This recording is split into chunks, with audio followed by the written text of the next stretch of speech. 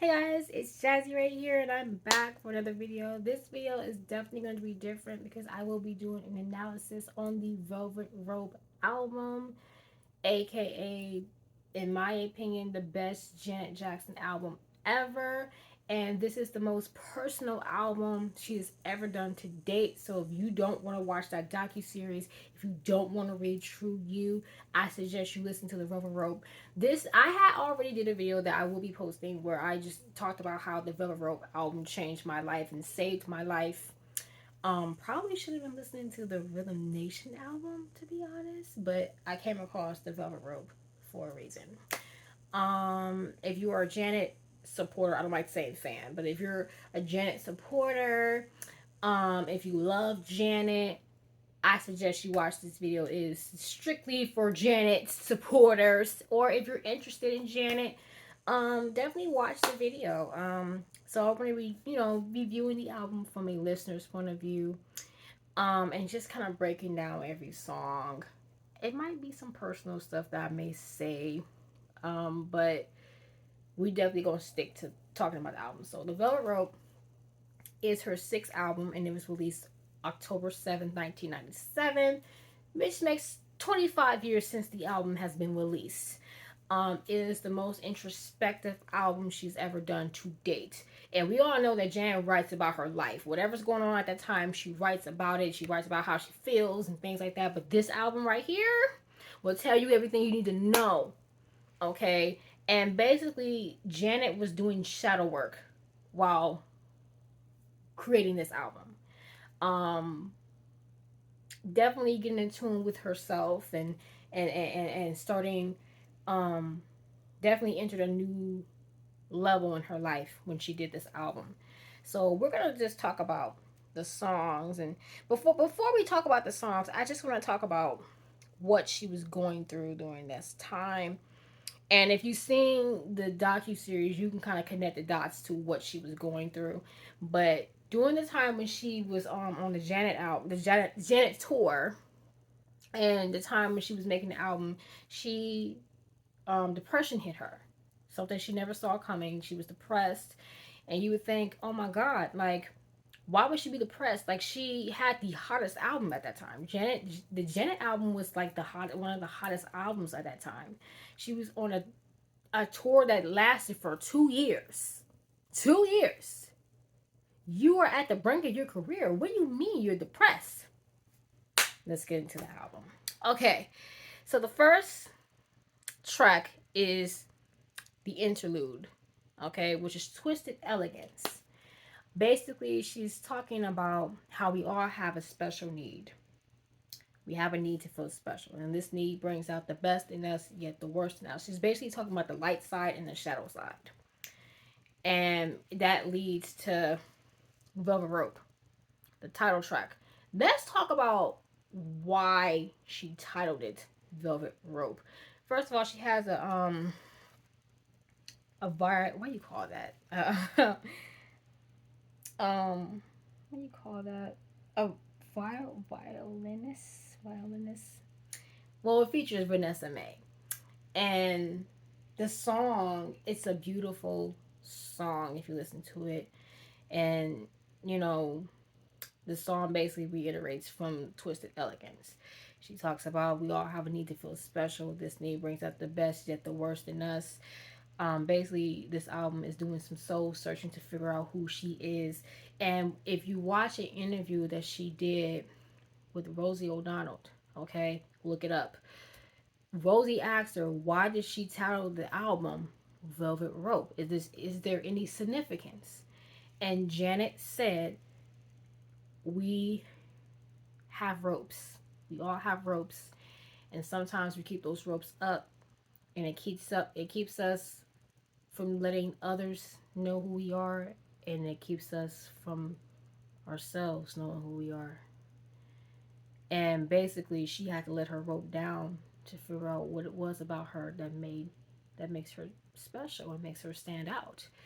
um Janet is no secret that Janet had self-esteem issues, and then people criticize her for weight, and you know, and whether she was too skinny or she was or too big, it was always an issue. Um, so I guess at that time, I don't know, something sparked the depression, and it just sparked for her to kind of just take some time out and really get to know who she really is. So we go to the song "You." This song caused controversy back in the day because everyone thought she was taking a shot at Michael, all because of one lyric. Okay, now we all know that Michael Jackson has a song, or had a song because he's no longer here, but we all know that he has a song called Man in a Mirror. And everyone thought that she was taking digs at him because she mentioned mirror. She says, you gotta mean what you say. You gotta say what you mean. Trying to please everyone to sacrifice your own needs. Look in the mirror, my friend. No lies to be told. Then pointing the finger again. You can't blame nobody but you. All because she mentioned mirror. So everyone was like, oh my gosh, she's throwing shade at Michael. She had to clarify. The song is really about, she said, the song is about myself and me not pointing the finger and me accepting. The song is about accepting accountability, taking accountability for the choices you made in your life instead of being angry and pointing the finger at everybody else. Because at the end of the day, you have a choice. At the end of the day, red pill, blue pill. Um, but everyone thought she was throwing shade at Michael. Um, and Michael kind of touched on the same thing with Man in the Mirror. Like, that song is about being the change that you want to see, and you're making the world a better place by even you healing. So both of the songs are similar, right? But they always pit Michael and Janet against each other back in the day, and they kind of still do. If you remember the documentary where when they did the Scream video, they had everything blocked off so Janet couldn't see what Michael was doing, you know, just to create a buzz that they were competing with each other. Um, but I love that song. Definitely accountability, something that we all need to work on. And one part of the song that I feel is genius is where she spelled conscious backwards. And a lot of people could have been confused, like, why is she spelling that backwards? Because it's a mirror. It's looking in a mirror and being accountable and also accepting who you are, and loving who you are. You know, she speaks of where a friend told her to look in the mirror and find something you like about yourself.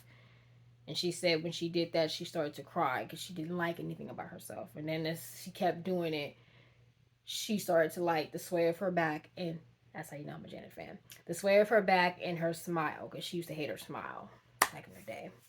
So just appreciating who you are and being accountable for the choices you make in your life. Um, then we have "Got Till It's Gone," very popular song featuring Q-Tip from A Tribe Called Quest. Um, if I'm not mistaken, because Q-Tip did do an interview like recently, and he said that he dated Janet during this time, and that could have been true. I don't know. But I know they showed up to the VMAs in 1999 together, but that don't necessarily mean nothing. But anyway, they have, and they're still close to this day. Um, Basically, this song she sampled Johnny Mitchell. Um, and basically the song is about appreciating what you have, being grateful, because you never know when you may lose it. Being humble. Um, I feel like she definitely was talking about relationship wise, being grateful for what you have. But also, I think just in general, you have to be grateful and be thankful for everything, because it could end tomorrow. And one thing that Janet always expresses, like the material things that she has, that's just stuff. It could be gone tomorrow. You know, you just gotta appreciate what you have and where you are. You know, meeting where you at. Okay. So yes, and Q-Tip did his thing on the track. Why you want to go and do that, love, huh? Why you want to go and do that and do that and do that? I'm not gonna talk about like the beats and all that because I'm no expert when it comes to that. I will let the experts talk about the beats and the sounds that she chose. The video was amazing. Definitely appreciation for black culture. And it fits because that's what the song is about, appreciation. It fits. Black culture, um, African culture. It definitely gives off those vibes. I think the I can't think of his name. I know his name is Mark, but the guy who did the Scream video, he shot that video. And of course, it was going to come out amazing because the Scream video came out to be amazing. Come on. And he also directed videos for In Vogue, Madonna, so many artists. Definitely a legend in the game. Um, then we go to speakerphone. Okay, Janice is appreciating herself in another way. Basically, the interlude. Now, I think it was Lisa Marie Presley in the interlude, but people say it was Sean, her former dancer. She was in the interlude, but I think it was Lisa Marie Presley because it sounds like her. But basically, Janet called one of her friends and was getting in touch with herself while she was on the phone. Definitely gives off any time, any place vibes, we know. Okay. Which leads to the song My Need. And I think that song definitely to me is appreciating yourself and also a lover, missing a lover. Janet speaks about missing love a lot. You could tell that Janet definitely was dealing with separation anxiety.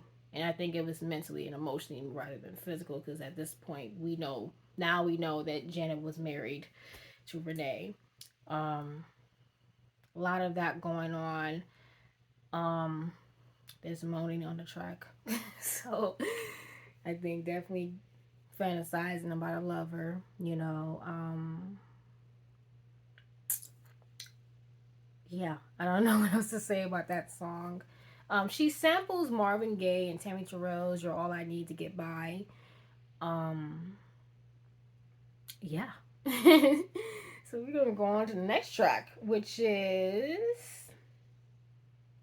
fasten your seatbelts. Now she's in the interlude. She's hanging out with her friends. They're about to go to the club and have fun, and that leads to the song "Go Deep." Now people thought this song was a sexual song. She does have a line in there that's sexual, but it's not a sexual song. The song is literally like we're gonna go deep in these clubs and we're gonna have a good time and we're gonna flirt. We're gonna do this. We're gonna drink. We're gonna have fun. That's basically what the song is about. Now, this time, I don't know if she was already doing it at this time, but at this time, she was experimenting by going to clubs. Janet was really experimenting a lot while making this album.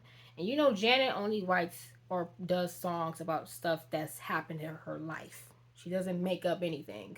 So she was turning up, you know, in 1990, maybe in 1996, in 1997. She was turning up. Okay, that's what the song was about. She does mention a line that does relate to sex, but it's not a sexual song at all. And that leads to Free Zone because Go Deep is about being free and having a good time and just letting go and letting loose. And Free Zone kind of touches on that, but it's more from a social con- construct point of view. The song deals with homophobia. Free Zone. It starts off he was on the airplane sitting next to this guy and he wait I'm sorry I'm speaking too fast. He was on the airplane sitting next to this guy. Said he wasn't too shy and he seemed really nice until he found out he was gay. That's so not mellow. Deals with homophobia. And basically the song Freak Zone, like you create your world, do what you want, be free. Doesn't matter who you love at the end of the day. You can be straight, you can be heterosexual, heterosexual, you can be homosexual, lesbian, trans. Just be you is basically the fundament of that song. There's only one rule that you should live by, and that's there's no rules in your world. As long as you're not hurting anyone else, or yourself, do what you want. That's basically what the song is about. And then you go to memory, appreciating memories, and then you go to together again. Now there are remix. There's also remixes to go deep as well. Timberland remixes, which I just found out that's on the. I'm really excited because it's on the 25th anniversary album. That the remix to that is on there because the Timberland remix to that song, fire. Okay. You have Together Again. Now there's tons of remixes for Together Again, but however, there's two main versions. Actually, there's three because one of them she performed a remix on the was it the American Billboard? No, that wasn't American. No. It wasn't the Billboard Awards. It was the American Music Awards. I'm sorry, I'm putting the two award shows together. But she does there's a deeper remix, and then there's the original. And if I'm not mistaken, I could be wrong. Don't quote me. But I think the original was supposed to be the remix, and the deeper version was supposed to be the original, right? And there's two different videos. So you have the original where I think she was in Africa when she filmed that, and you had like definitely a lot of dancing, a lot of colors, animals, just celebrating life, because that's what the song is about. It's about reunification um, with someone who's passed away. And at the time, she had friends who passed away from AIDS. So she wrote that song to celebrate their lives. Then you have the deeper remix version of where she comes home from a funeral, or she's prepping for a funeral, and she's just appreciating the life. That's more from a personal point of view, though. I feel like a lover, maybe. And to me, Together Again can also be interpreted in other ways. It could be spiritually, you may be looking to reunite with someone, maybe in this lifetime, you know. Um, so I really love it. Me personally, I prefer the deeper remix, but Together Again, it's a good workout song, and just to be happy. That's a song like if there was a parade. I wonder if they play Together Again at Pride, like during Pride Month. They should, because that's what the song is about, you know? I just see every time I listen to Together Again, I just picture them playing it at Pride, like, and just dancing, not even caring. They should. I wonder if they play Free Zones too. They should. They should. I'm here for that. Oh wow, 444. Okay, this is gonna be the final copy of the video. Then we go to online, the interlude online. This time Janet was in chat rooms chatting with fans and stuff like that. Um, I think people knew that it was her. I don't think she was like hiding. Um, and then she does the song Empty. Now the song Empty, not gonna lie, it gives me Twin Flame vibes. In fact, the entire album gives me Twin Flame vibes, to be honest. But she's chatting with a lover, a potential lover that she's never met before. Um, but again, it can be interpreted different ways. But she says when just to give you an example of how, that's why I say I think she is different from a lover's point of view. She says, when I close my eyes, I can see your face. When I lick my lips, I can taste your smile. Yeah. But it could be, interpreted as she's talking to supporters. Just like with Runaway, like the song was about her going out and seeing the world, and she wished her lover was there, but also it could be like a dedication to her fans. I don't like saying fans, but it can be interpreted many different ways. Then you got the interlude Fool. That's when she talks about how empty of me to be so full of you. And that leads to What About, which that song deals with abuse, mental, physical, emotional.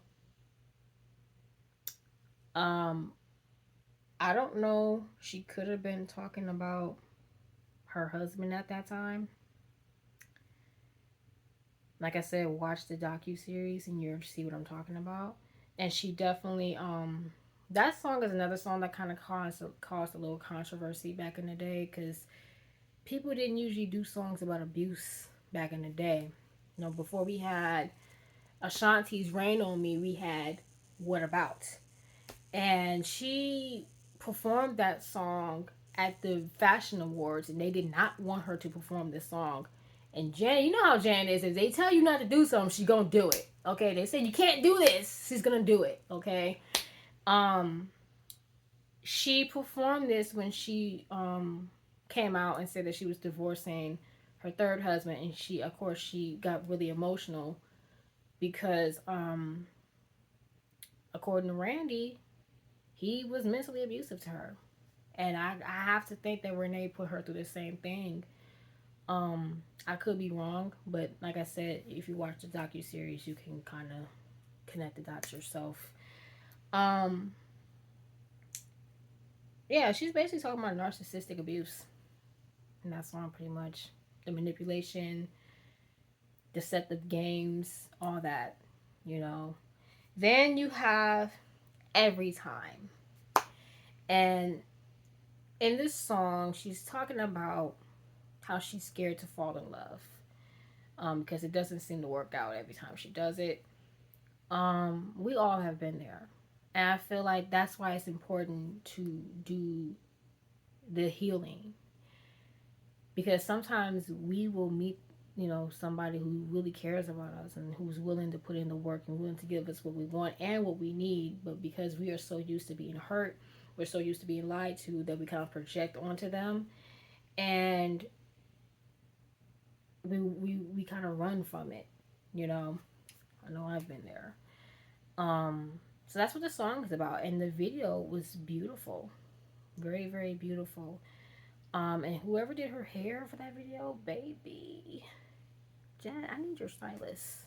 Okay, definitely gives me Again vibes, but it's more like I'm scared. Like, I want to fall in love, but I'm scared because what if I ruin it this time, or what if I get hurt again? It's a beautiful song. Now let's get to Tonight's the Night. This caused a lot, some more not even controversy, just rumors. Okay, rumors. So the song is a cover. Okay, she basically did a cover to Rod Stewart's song "Tonight's the Night." And the night, the song is about group activity, and she decided to do the song, and she did not change the lyrics. Um, Basically, Rod Stewart was talking about his experience with two girls, and she didn't change the lyrics. And she didn't change it because she thought the song was beautiful the way it was. So she sang it the way it was, but this created rumors. This actually made Janet, that and Together Again made her a gay icon. Okay? Which I'm pretty sure the gay community loved Janet before. I'm pretty sure. But this made her officially a gay icon. And it created rumors that Janet might be gay, or she could have been bi, could have been bi curious. But she sang the song simply because she liked the song. She thought it was a beautiful song. She always loved the song. We'll never really know, but all we can do is go by what she said, and the song is very very beautiful, and the song leads to, of course, I Get Lonely, or I Get So Lonely. This was like maybe the only song I've heard off the album way before I actually listened to it as a child, the Blackstreet version in particular. The video was amazing. It's probably the best video in my opinion doing this album. It's my favorite video by her. Basically separation anxiety. She is missing a lover. She only wants this person. She does not want anybody else. Does that not give you twin flame vibes? If you're in a twin flame journey. Um Sorry, my personal stuff. But yeah, the video, you just get the sense of the whole album, you kind of get the sense that she just wasn't getting the emotional love at the time, because she writes about being lonely and missing her lover. Like, that's, she was going through a lot doing the making of this album. But I think the nice touch to kind of give you this sense of, yeah, she's definitely going through some separation anxiety, is she had, in the video there was a mannequin, and she kind of hugs the mannequin, and she kind of like does this with the shirt, like opens the shirt up. You know how like when you're in the bed and you don't have, like, you want to cuddle but you don't have anybody there, so you take your pillow and just cuddle with it because you wish you had somebody there. That's the vibe I got. Definitely my favorite video. Her hair was amazing, and then the part when she was like, she opened her shirt up, baby. I don't think people was expecting that, and she performed that song at some award show. And if you look at the audience when she did that, the men loved it. Women did not like that so much. Yeah, we're just gonna leave it. We just gonna okay. Then we go to Rope Burn, which deals with getting in tune with herself sexually, but from a dark point of view, because the song deals with BDSM. The album deals with depression, deals with anxiety, it deals with loneliness, it deals with abuse, it deals with homophobia, having fun, really just getting in tune with yourself, um, and BDSM.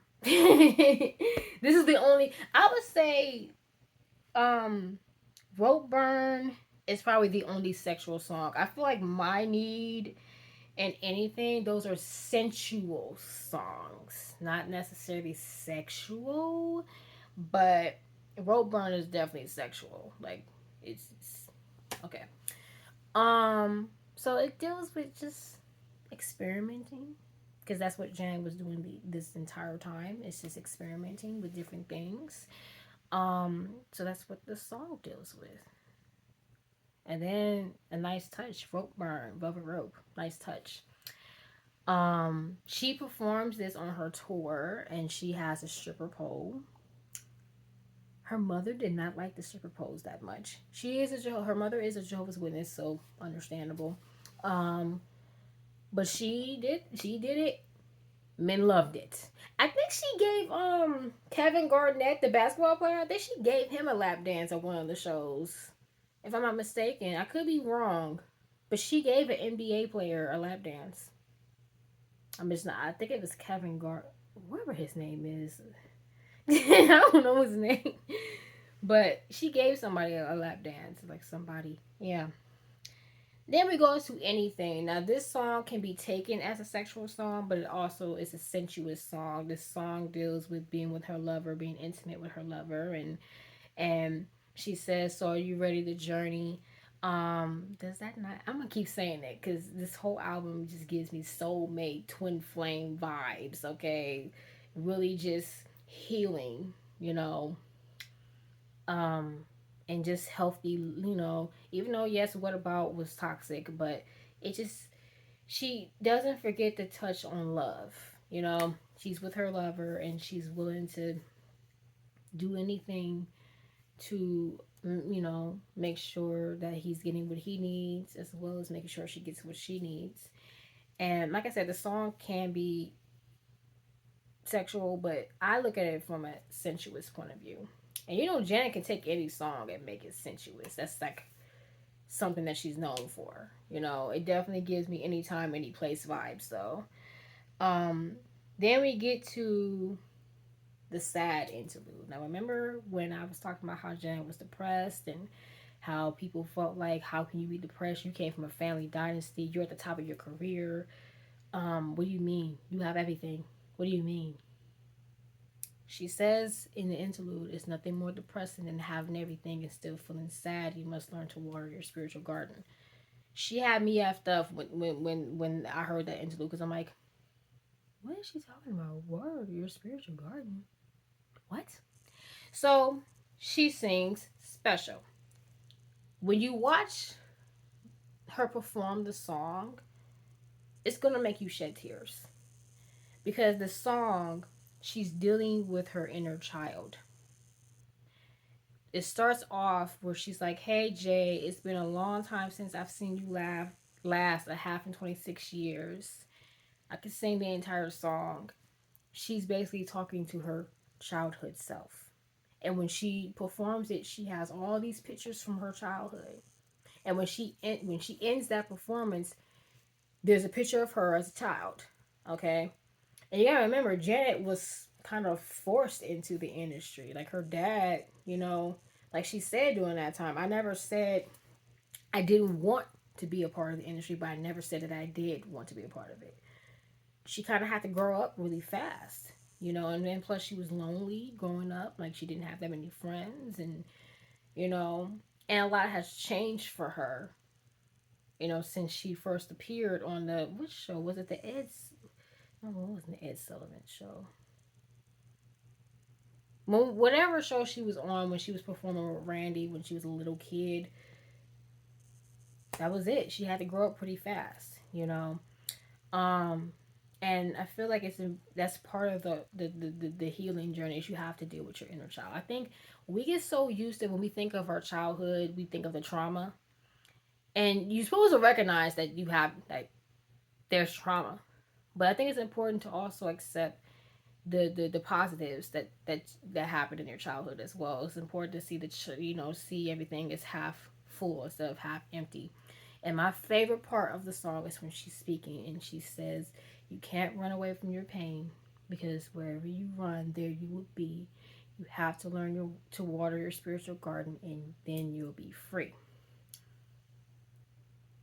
Basically, she's talking about tending to yourself, loving yourself, letting go of things, and healing, appreciating life, you know, no matter how much trauma you've been through. And once you do all that and you go through the stages of grief, you're gonna grow. And you're gonna, you know, manifestations that come to you. You know, it's like a secret key to unlocking everything you want. Okay. Then if you listen to the song further, there is a hidden track. Okay, called Can't Be Stopped.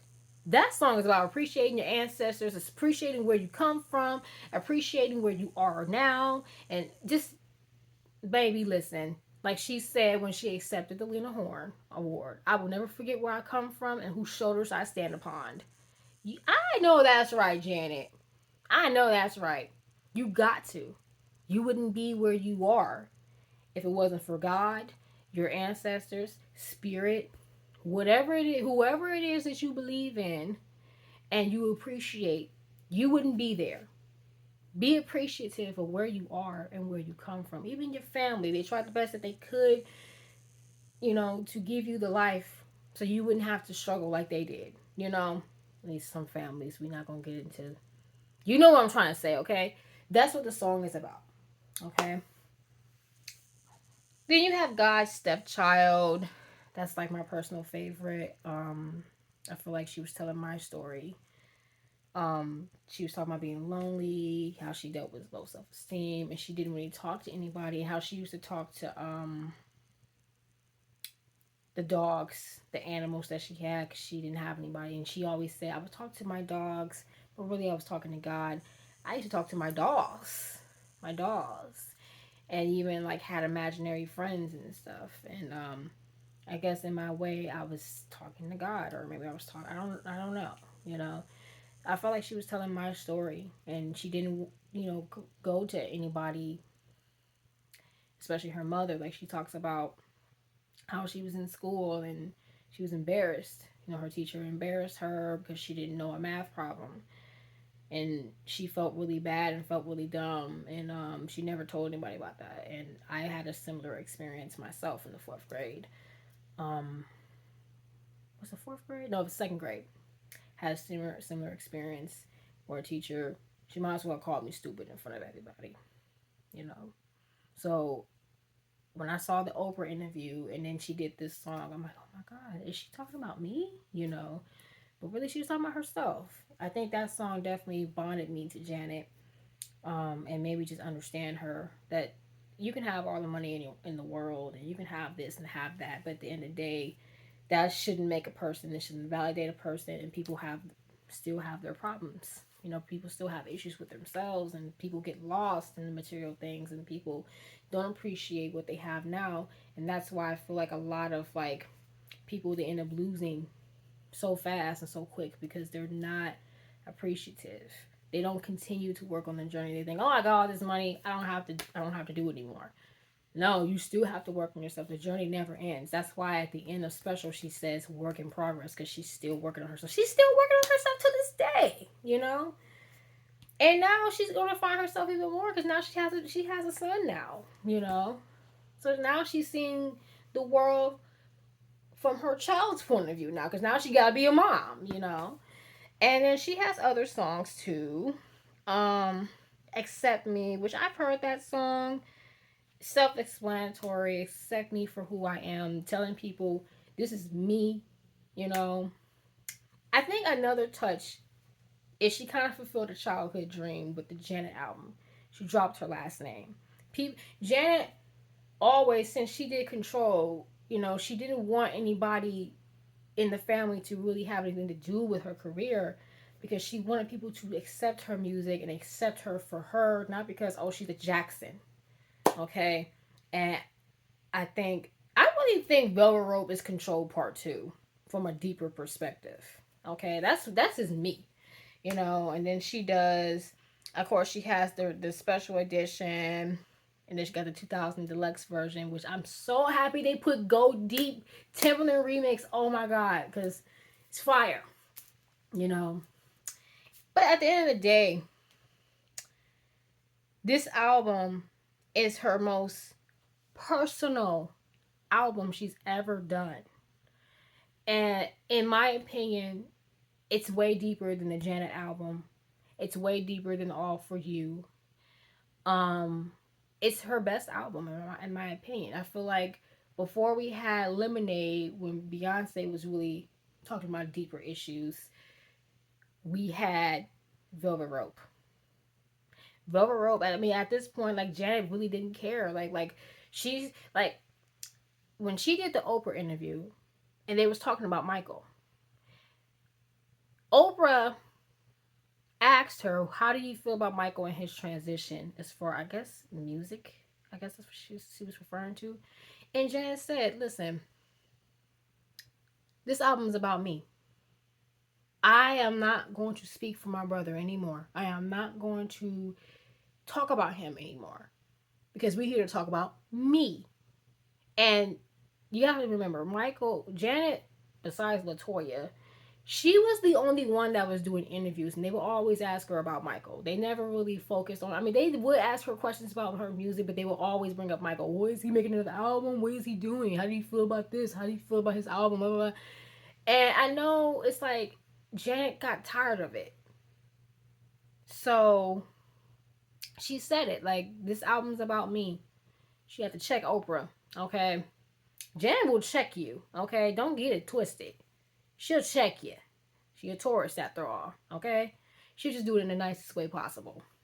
But she had, you know, the red hair and the piercings and the tattoos, and that was very controversial because Janet had like this squeaky.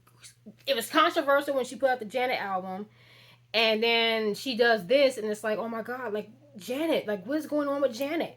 Janet is just doing what Janet wanted to do, you know, and now everybody got, you know, colored hair, and now everybody got the tats now. So she set a trend. It was very taboo to do that back then. Even in the 80s, it was very taboo to do that. So, but if you guys haven't heard the Velvet Rope album, I suggest you listen to it. Let me know what's your favorite song on there and what the song means to you, how you interpret it, and things like that. And yeah, this is a long video, but it's been way overdue. Okay. I will see you guys later. Bye.